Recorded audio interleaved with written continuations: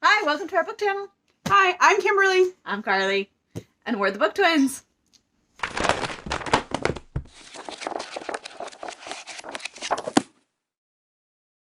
All right, today we are going to be reviewing books that we both finished, and we're really excited to talk to you about today.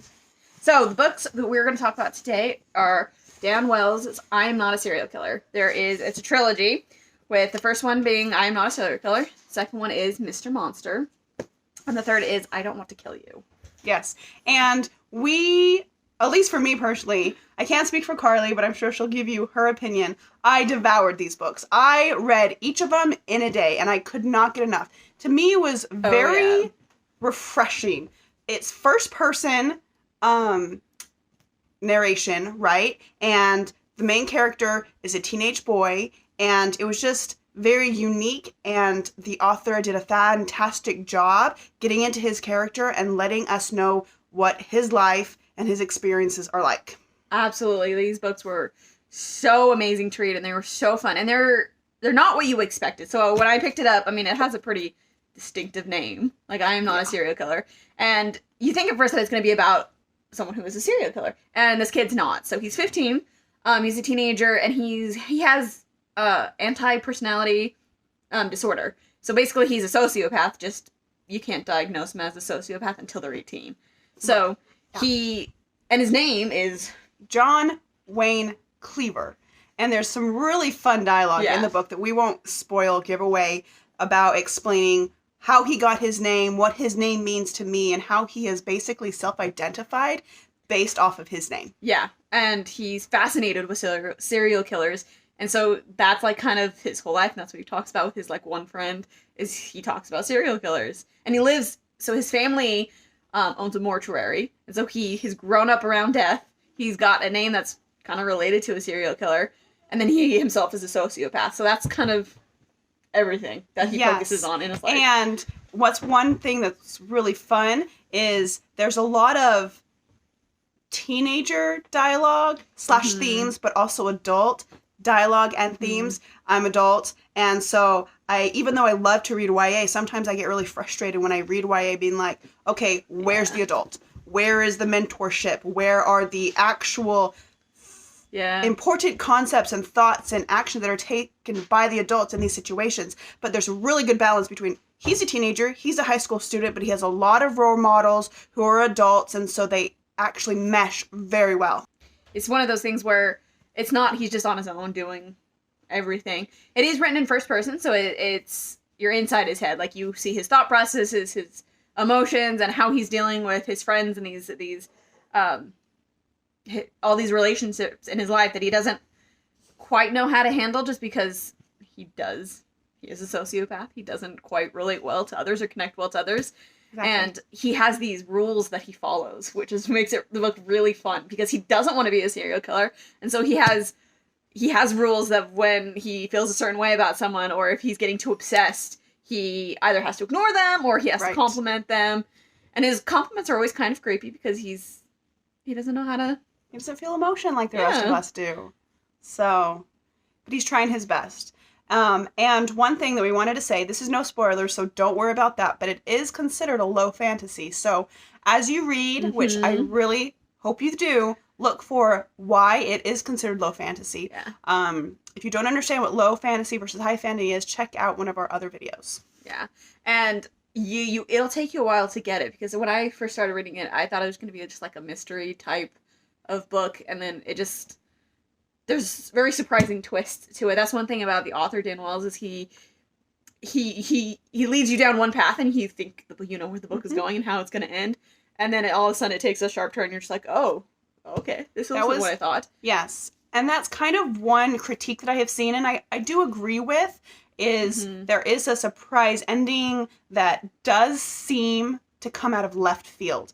But the way the author is able to tie it in and continue with the other books in the trilogy, it is very important for the series as a whole. And also, the author does a good job to tell you what's happening and tie in the fiction and the fantasy part together.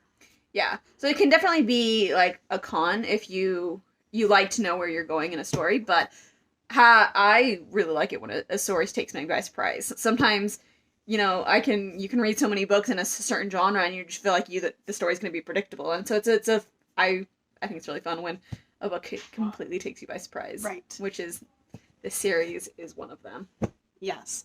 It is, because it is first person and it is a teenager, Dan Wells does a very good job because John, the main character, is so unique with his mental health issues.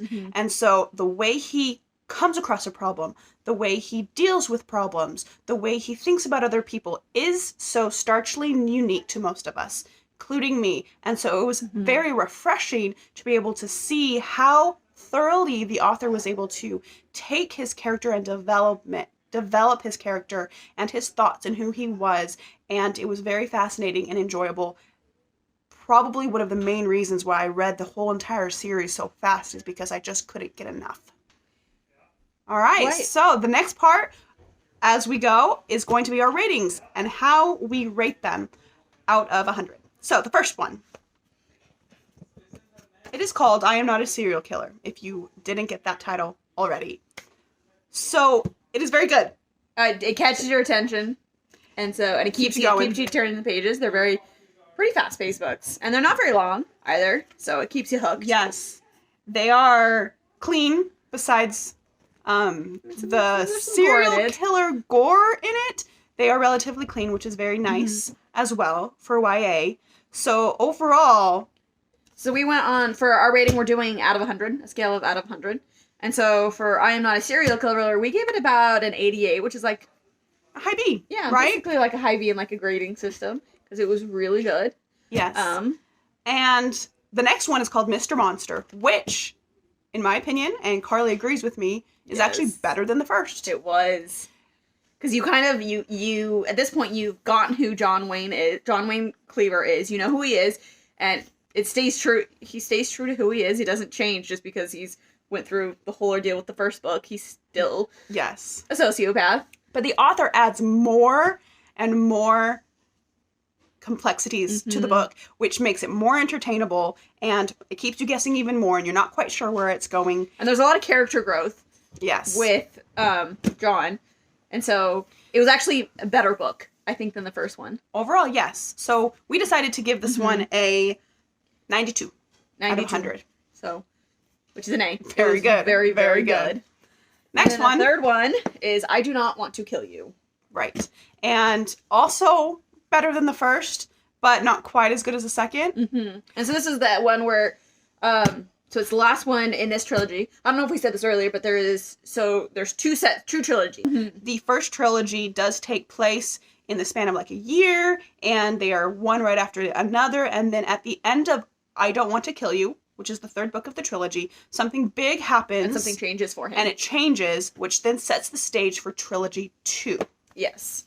And so, like we said, I Don't Want to Kill You is really, really good. And it ended the trilogy, but I personally liked the second one the best out of the three books. Right.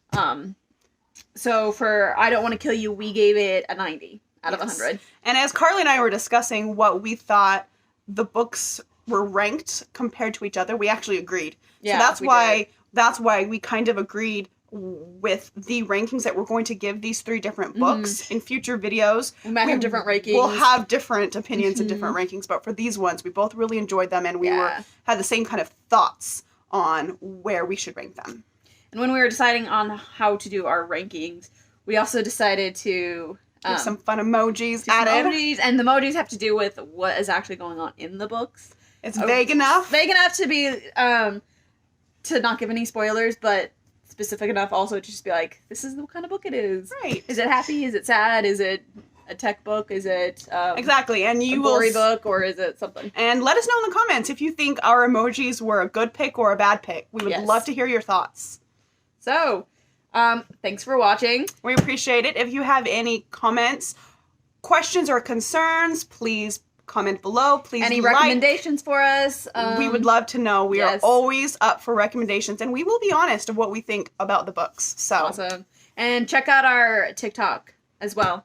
Yes, it is linked below. Thank you. Bye. Like and subscribe. Bye.